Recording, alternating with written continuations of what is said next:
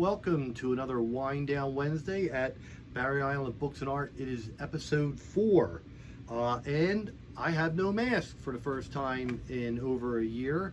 Between my two jobs, sometimes I work 12, 13 hours a day. I guess it's time to shave, come up with a new look, but no more masks.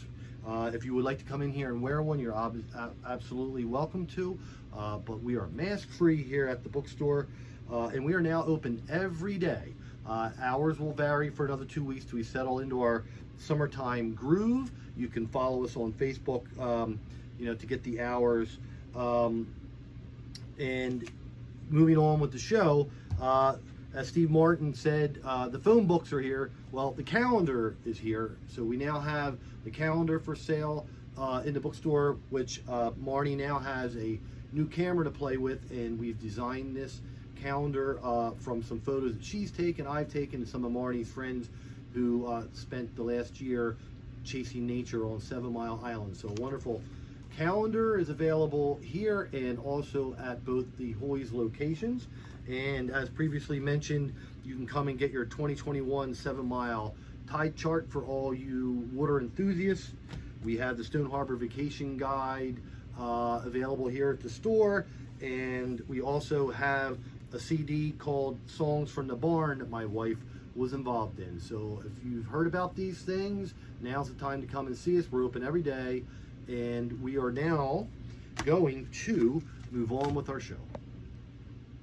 So if you followed us last year, we had 2 shows going. We had the Bayside Book Chat based upon, you hear me talk about FDR, and we're going to talk about it later. And then we also had the nature of things.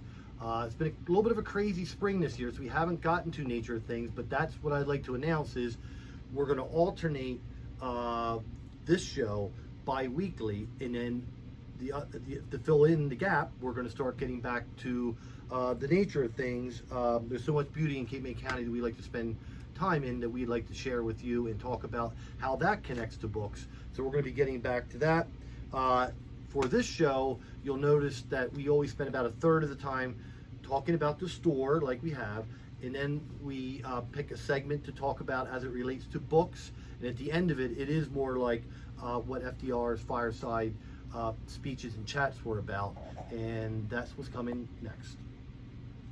The last couple episodes, we were talking about the top 24 American fiction books that were kind of like a compilation of many websites, and on it is a book review that I'm going to do tonight, The Adventures of Huckleberry Finn, which was written in 1885 by Samuel Clemens, who was better known as Mark Twain. And the neat thing about this story is that Mark Twain, although he's known for Tom Sawyer and Adventures of Huckleberry Finn and others, he was also a travel writer, and his observation of things around him, both in the natural world and people, is a big part of the Adventures of Huckleberry Finn. His books, Innocents Abroad and Life on the Mississippi, really captured observations, and he was known to others away from the fiction world for his travel writings. He's also considered by many to be the great American humorist. Yogi Berra, the Yankees baseball player, is known for quotes, and Mark Twain had several doozies, which I'm going to read to you in a second. To start off with, I'm just going to read you the short bio, which is Samuel Langhorne Clemens, known by his pen name as Mark Twain, was an American writer, humorist, entrepreneurist, publisher, and lecturer. And he was lauded as the greatest humorist in the United States, the greatest humorist that the United States has produced, and William Faulkner called him the father of American literature. He was born in Missouri in 1835, and he passed away in the Northeast in Connecticut in 1910. I was recently invited by someone I met through the book world. His name is Josh, and he has a show online on YouTube and Facebook called The Literary Gladiators, where they do book reviews. He's also covered the store a couple of times in what he calls his Josh's Book Haul, where he'll pick out books and then review them and talk about them. And most recently, during the pandemic, when he wasn't comfortable visiting stores and stores weren't open, I mailed him a bunch of stuff, and he did a book haul on that. But for the first time, I got to participate in one of their book reviews, and the book that we discussed was The Adventures of Huckleberry Finn. I believe Josh told me that that show will be airing through his networks come June, and when I know that it's up and airing, I'll let you know. And what I'm going to discuss next is my views of that book. Before we do the book review, I'm going to read you 3 quotes from Mark Twain that exemplifies why he was called the great American humorist. And there's many, many more, but I'm just going to read you 3. If you tell the truth, you don't have to remember anything. Worrying is like paying a debt you don't owe. And the more I learn about people, the more I like my dog. Mark Twain. So the book review. First of all, I'm not going to give the whole thing away. Nobody likes to, give the ending up. We want you to read it. And when you read the book, you want to have your own impressions to try to connect with the story or the point maybe that the author is trying to tell you. And I don't want to go, to talk too much about that part. We want you to read it for yourself. And one of my own experiences with that was my English teacher in high school, who I remember one time I got a whole different impression of a book, and she told me I was wrong. And the point being was that my interpretation of the book was my relationship with the author in the story. And unless somebody has evidence that that's why that person wrote the book, I don't think the reader can be wrong. It's like watching a good movie or, reading a book, as we discussed, or listening to music. How does it move you? So I'm going to give you my impressions of the book. We had mentioned that Mark Twain, through Life on the Mississippi, was nonfiction and was giving the observations of that time period, which is basically the steamboats running north from Louisiana as far north as they could. And it was all about trade, commerce, passengers, and then, of course, life developed along the banks of the Mississippi. In this story, Huck Finn is drifting south on a raft. And to me, it brought back a lot of memories for me, because I spent a lot of time in the outdoors as a kid, albeit it wasn't on a large river, but it was along a stream that I often spent a lot of time riding my bike and trout fishing. And that was my little time period in my life when I was young, to spend time outdoors and to be my own little Huckleberry Finn. And when I was reading the book, it brought back a lot of memories of him fishing and drifting along in the waters, and then Mark Twain's descriptions of the sights and sounds, of the river. All authors, I believe, whether children's author or fiction writer, have some kind of point that they're trying to get across. They're trying to tell you something and tell a story. And I'll lead it up to the reader, and I have not read the Cliff Notes, and I have not read the essays about this, but Clemens uses a derogatory word for African Americans purposely, in my estimation, over 200 times to strike a chord. Although he was raised in Missouri, he spent a lot of time in New England and was befriended, many authors from that area who had a different viewpoint towards things like this than maybe where he grew up. And on this journey of the raft traveling south, there's a journey that I think Mark Twain is going through personally, and he's trying to exhibit it through the discussions that Huck Finn has with the people that he meets, both on the banks and with the people that are on his raft. And it's a travel through your mind of your feelings and viewpoints towards slavery, at that time period. On the raft is an escaped Negro named Jim, and a lot of the dialogue and the better character development is between those two. One of the weaker points that was discussed in our book chat and brought up by Josh was the lack of character development maybe outside of that. There was other cast of characters that get on the raft, and they seem to kind of repeat the same shtick. these two guys were basically snake oil salesmen. And although the character development of the two characters was weak, there was a little point that I think he was trying to make, which is he was showing how gullible people were when every time they came to a town, these two guys would find a way to defraud the public or that town, and they would try to float down the river at night and get away as fast as they could before anybody on horseback could tell the next town that they were the next victims. At the end of the movie, Huck does run into the title of the book that he's probably most famous for most young people, which is Tom Sawyer, and they get to do their cahoots at the end. I thoroughly enjoyed the voyage. I enjoyed the descriptions of life on the Mississippi, and it struck me hard, his impressions that I think he was trying to make with the use of the word which we will not speak of over 200 times. There is a version of the book where that word has been removed, but I think it's more poignant with it in it. So read the book, and then when it comes out on Josh's channel, I will let you all know. And like many books in here, Hemingway and Mark Twain, we do have cliff notes, and we also have biographies, and we also have other book critique books as well. So we're a bookstore, so we've got Mark Twain books, and I'm just going to rattle off the ones that I have in front of me. The Innocents Abroad, the aforementioned The Adventures of Huckleberry Finn. What came before that was The Adventures of Tom Sawyer. Look at this guy. That's a look, right? That's an Albert Einstein look. My wife says sometimes my hair goes along those lines. Another book that has a lot of reference to the words that we said before that we shall not speak is Pudd'nhead Wilson.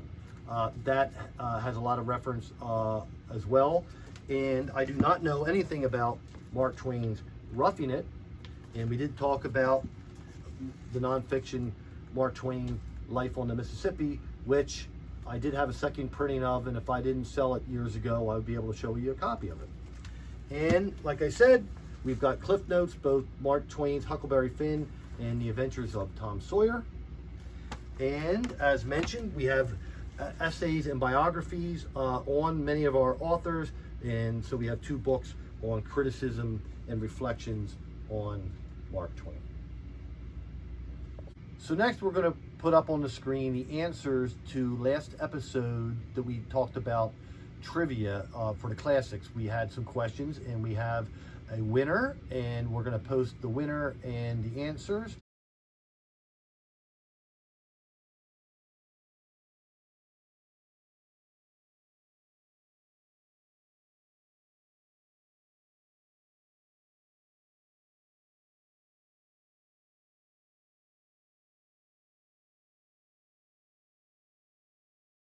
And then I'm going to post the next 5 trivia questions on Mark Twain.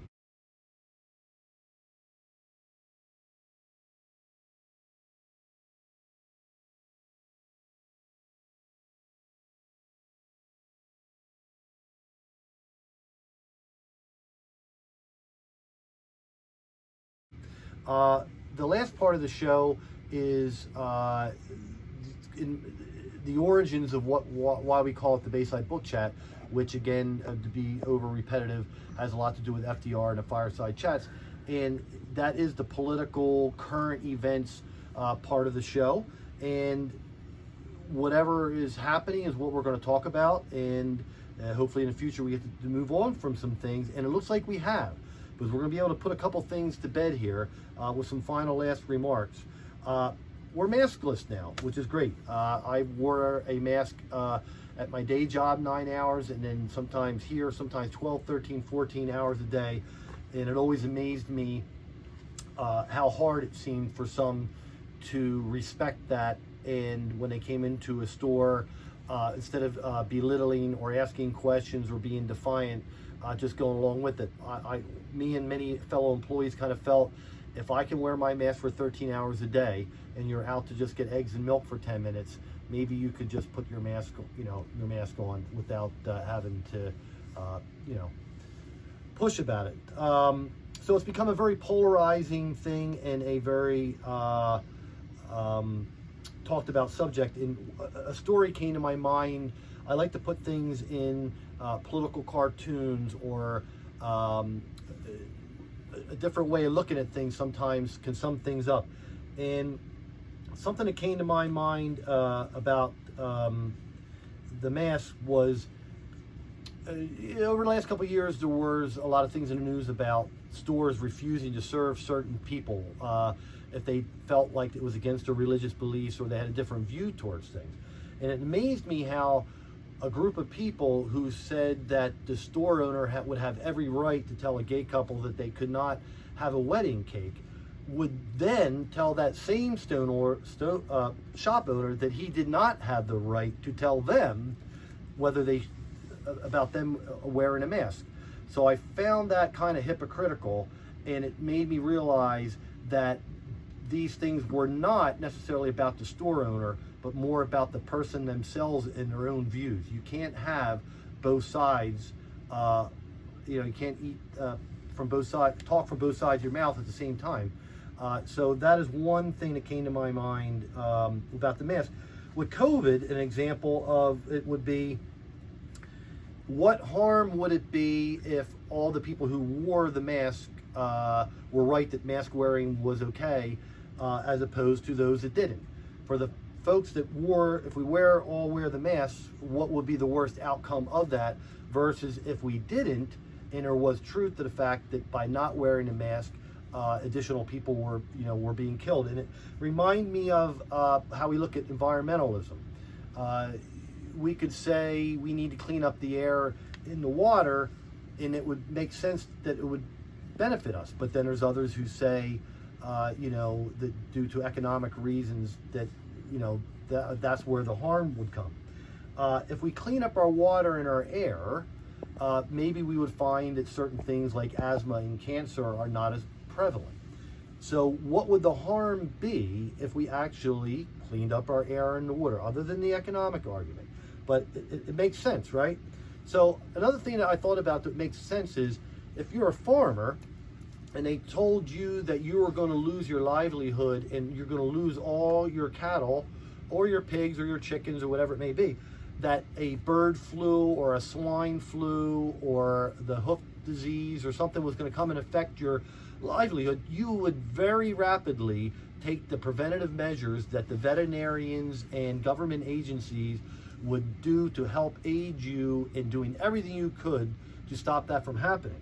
But if they said that a disease was coming through that may affect you, and the best way to combat that until we came up with a vaccine would be to wear a mask, it was almost like, I'm not wearing a mask.